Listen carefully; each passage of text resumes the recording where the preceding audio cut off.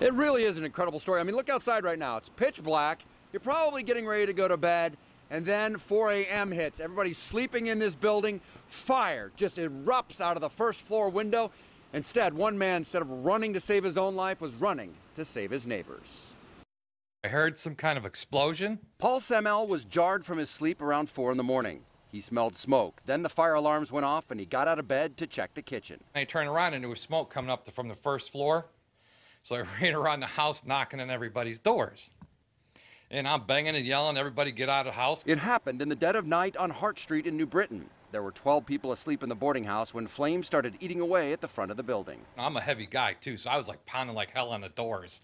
And I mean, I was just, it's weird. I was always afraid I'd be afraid of fire, but just something kicked in and said, you know what, go wake everybody up. As people started running out into the night, Paul realized he did not see his neighbor Claude. Smoke was building, clogging the hallways, and Paul ran back in to get his neighbor and some pants. As soon as I took one step down, all the smoke just went in, you know? I mean, it's like I ate smoke.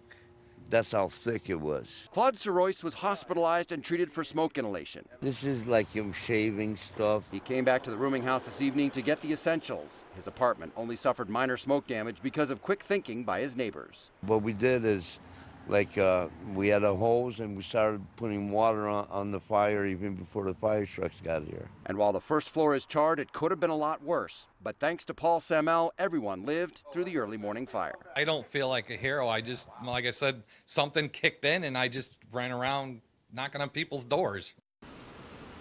A lot of people thanking him tonight.